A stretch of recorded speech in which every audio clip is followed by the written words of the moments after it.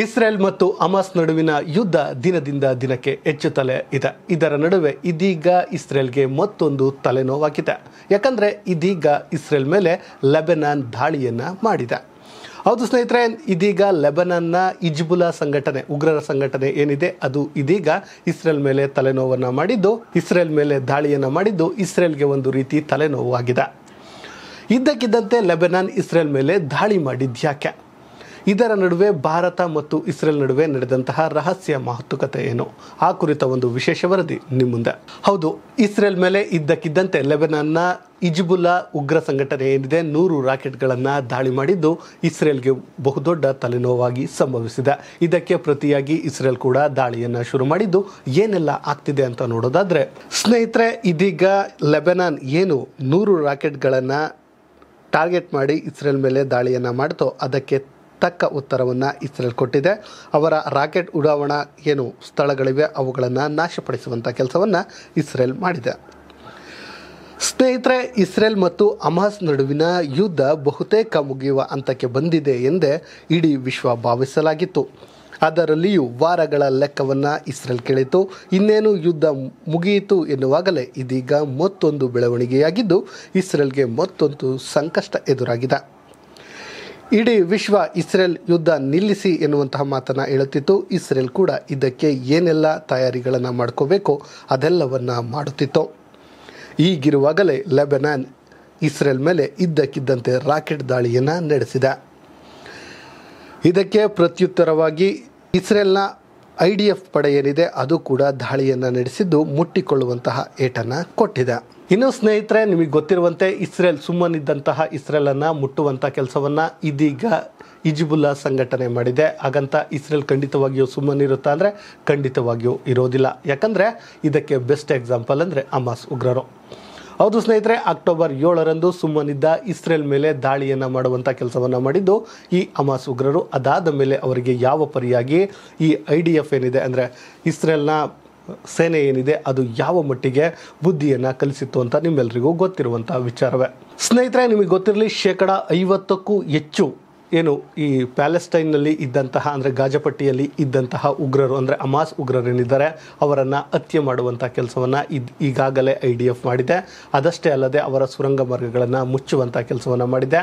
ಅವರು ಯುದ್ಧಕ್ಕೆ ತಯಾರು ಮಾಡಿಕೊಂಡಿದ್ದಂತಹ ಕೋಟೆಗಳನ್ನು ನಾಶ ಮಾಡುವಂಥ ಕೆಲಸವನ್ನು ಕೂಡ ಇಸ್ರೇಲ್ ಮಾಡಿದೆ.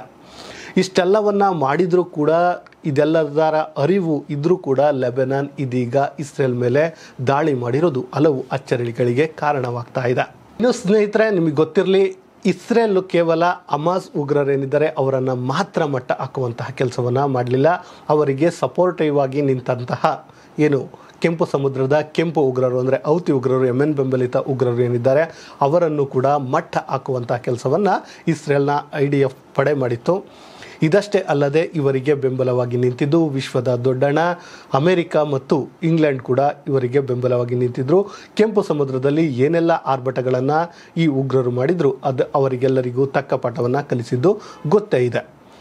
ಅದು ಸ್ನೇಹಿತರೆ, ಇದೀಗ ಒಂದು ಕಡೆ ಹಮಾಸ್ ಇಸ್ರೇಲನ್ನು ಟಾರ್ಗೆಟ್ ಮಾಡ್ತಾ ಇದ್ರೆ, ಮತ್ತೊಂದು ಕಡೆ ಹಿಜ್ಬುಲ್ಲಾ ಉಗ್ರ ಸಂಘಟನೆ ಮತ್ತೊಂದು ಕಡೆಯಿಂದ ಟಾರ್ಗೆಟ್ ಮಾಡುವಂಥ ಕೆಲಸವನ್ನು ಮಾಡ್ತಿದೆ. ಇನ್ನು ಈ ಕೆಂಪು ಸಮುದ್ರದಲ್ಲಿ ಇದೀಗ ಹೌತಿ ಉಗ್ರರು ಟಾರ್ಗೆಟನ್ನು ಮಾಡ್ತಿದ್ದಾರೆ. ಒಂದು ರೀತಿ ಇದೀಗ ಇಸ್ರೇಲ್ ಚಕ್ರವ್ಯೂಹದೊಳಗೆ ಸಿಲುಕಿದಂತಾಗಿದೆ. ಅಂದರೆ ಈ ಕಡೆ ಪ್ಯಾಲೆಸ್ಟೈನ್ ಕಡೆಯಿಂದ ಹಮಾಸ್ ಉಗ್ರರು ಎಂಟ್ರಿ ಕೊಡ್ತಾ ಇದ್ರೆ ಅಂದರೆ ಯುದ್ಧವನ್ನು ಮಾಡ್ತಾ ಇದ್ರೆ, ಮತ್ತೊಂದು ಕಡೆಯಿಂದ ಹಿಜ್ಬುಲ್ಲಾ ಸಂಘಟನೆ ಮಾಡ್ತಾ ಇದ್ರೆ ಈ ಕಡೆ ಹೌತಿ ಉಗ್ರರು ಟಾರ್ಗೆಟನ್ನು ಮಾಡ್ತಿದ್ದಾರೆ.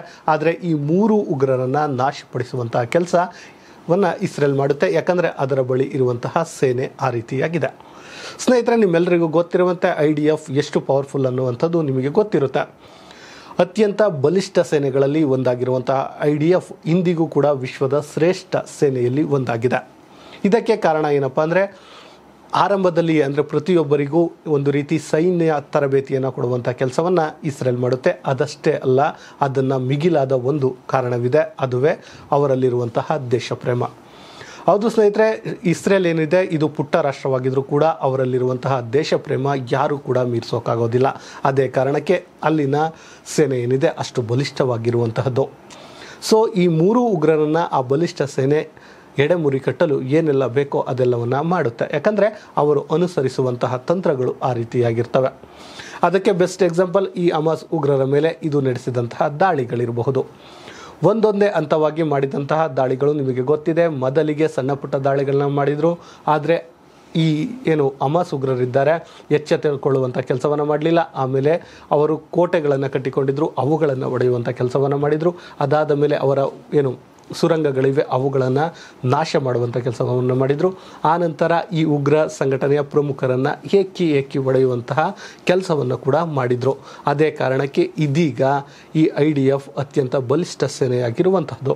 ಹೌದು ಸ್ನೇಹಿತರೆ, ಈ ಯುದ್ಧ ಅಂದರೆ ಹಮಾಸ್ ಮತ್ತು ಇಸ್ರೇಲ್ ಯುದ್ಧ ಶುರುವಾಗಿ 5 ತಿಂಗಳೇ ಆಗಿದ್ರೂ ಕೂಡ ಈ ಯುದ್ಧ ಕೊನೆಗಾಡುವಂತಹ ಪರಿಸ್ಥಿತಿ ಬಂದಿಲ್ಲ. ಇನ್ನೇನು ಮುಗಿಸೇ ಬಿಡ್ತೀವಿ ಅನ್ನುವಂತಹ ಇಸ್ರೇಲ್ ಇತ್ತು. ಇದೀಗ ಇದರ ನಡುವೆ ಲೆಬನಾನ್ ಸೇರಿಕೊಂಡು ಈ ಯುದ್ಧಕ್ಕೆ ಮತ್ತೊಂದು ತಿರುವನ್ನು ಕೊಟ್ಟಿದೆ. ಇದರ ನಡುವೆ ಒಂದು ಅಚ್ಚರಿಯ ಬೆಳವಣಿಗೆ ನಡೆದಿದೆ. ಅದೇನಪ್ಪ ಅಂದರೆ ನಮ್ಮ ಭಾರತದ ಜೇಮ್ಸ್ ಬಾಂಡ್ ಅಂತಲೇ ಕರೆಸಿಕೊಳ್ಳುವಂತಹ ಅಜಿತ್ ದೋವಲ್ ಏನಿದ್ದಾರೆ, ಅವರು ಇಸ್ರೇಲ್ನ ಪ್ರಧಾನಿಯನ್ನು ಭೇಟಿ ಮಾಡಿ ಮಾತುಕತೆಯನ್ನು ನಡೆಸಿದ್ದಾರೆ. ಸ್ನೇಹಿತರೆ, ಭಾರತ ಮತ್ತು ಇಸ್ರೇಲ್ ನಡುವಿನ ಫ್ರೆಂಡ್ಶಿಪ್ ಏನಿದೆ ಇದು ಇಡೀ ಜಗತ್ತಿಗೆ ಗೊತ್ತು. ಇಸ್ರೇಲ್ ಕಷ್ಟ ಕಾಲದಲ್ಲಿ ಸಿಲುಕಿದ್ದಾಗ ಭಾರತ ಸಹಾಯ ಮಾಡಿತ್ತು. ಹಾಗೆ ಭಾರತಕ್ಕೆ ಅನಿವಾರ್ಯ ಸ್ಥಿತಿಯಲ್ಲಿ ಇಸ್ರೇಲ್ ಕೂಡ ಸಹಾಯ ಮಾಡಿದೆ. ಇದೇ ಕಾರಣಕ್ಕೆ ಇವೊಂದು ರೀತಿ ಅತ್ಯುತ್ತಮ ಸ್ನೇಹ ರಾಷ್ಟ್ರಗಳಾಗಿವೆ. ಹೀಗಿರುವಾಗ ಇಸ್ರೇಲ್ ಮತ್ತು ಹಮಾಸ್ ನಡುವಿನ ರಣಕಾಳಗ ನಡೆಯುತ್ತಿದ್ದು, ಭಾರತ ದಿಢೀರಂತ ಮಾತುಕತೆಯನ್ನು ನಡೆಸಿದ್ದು ಮಹತ್ವವನ್ನು ಪಡೆದುಕೊಂಡಿದೆ. ರಾಷ್ಟ್ರೀಯ ಭದ್ರತಾ ಸಲಹೆಗಾರರಾದ ಅಜಿತ್ ದೋವಲ್ ಅವರು ಇಸ್ರೇಲ್ನ ಪ್ರಧಾನಿ ಬೆಂಜಮಿನ್ ನೇತನ್ಯಾಹುರವರನ್ನು ಭೇಟಿ ಮಾಡಿದ್ದಾರೆ. ಇದೇ ವೇಳೆ ಗಾಜಾಪಟ್ಟಿಯಲ್ಲಿ ಬೆಳವಣಿಗೆಗಳನ್ನು ಕುರಿತು ಚರ್ಚೆ ಮಾಡಿದ್ದಾರೆ. ತುರ್ತು ಮಾನವೀಯ ನೆರವನ್ನು ಒದಗಿಸುವ ಬಗ್ಗೆಯೂ ಕೂಡ ಚರ್ಚೆ ಆಗಿದೆ ಎನ್ನಲಾಗ್ತಿದೆ. ಸ್ನೇಹಿತರೆ, ಇದೀಗ ಒಂದು ರೀತಿ ಇಸ್ರೇಲ್ ಚಕ್ರವ್ಯೂಹಕ್ಕಂತೂ ಸಿಲುಕಿರೋದಂತೂ ನಿಜ. ಅದೇ ಕಾರಣಕ್ಕೆ ಈಗ 3 ಸಂಘಟನೆಗಳು ಇಸ್ರೇಲ್ ಮೇಲೆ ದಾಳಿಯನ್ನು ಮಾಡ್ತಿವೆ. ಆದರೂ ಕೂಡ ಇಸ್ರೇಲ್ ಇದರಲ್ಲಿ ಸೋಲನ್ನು ಒಪ್ಪಿಕೊಳ್ಳೋದಿಲ್ಲ. ಯಾಕಂದರೆ ಅದರ ಬೆನ್ನೆಲುಬಾಗಿ ನಿಂತಿರುವಂಥದ್ದು ವಿಶ್ವದ ಬಲಿಷ್ಠ ರಾಷ್ಟ್ರಗಳು. ಅವುಗಳೇ ವಿಶ್ವದ ದೊಡ್ಡಣ್ಣ ಅಮೆರಿಕ ಇರಬಹುದು, ಇಂಗ್ಲೆಂಡ್ ಏನಿರಬಹುದು, ಭಾರತ ಏನಿರಬಹುದು, ಈ 3 ರಾಷ್ಟ್ರಗಳು ಇಸ್ರೇಲ್ಗೆ ಸಪೋರ್ಟನ್ನು ಮಾಡ್ತವೆ. ಸ್ನೇಹಿತರೆ, ಭಾರತ ಕೇವಲ ಇಸ್ರೇಲ್ಗೆ ಮಾತ್ರವಲ್ಲ, ಭಯೋತ್ಪಾದನೆ ಎಲ್ಲೇ ನಡೆದರೂ ಅದನ್ನು ತಡೆಯುವಂಥ ಕೆಲಸಕ್ಕೆ ಸದಾ ಸಪೋರ್ಟನ್ನು ಮಾಡುತ್ತೆ. ಯಾಕಂದರೆ ಭಾರತ ಶಾಂತಿಪ್ರಿಯ ರಾಷ್ಟ್ರ. ಇಂತಹದೇ ಸುದ್ದಿಗಾಗಿ ಸದಾ ನೋಡ್ತಾ ಇರಿ ಲಯನ್ TV ಕನ್ನಡ.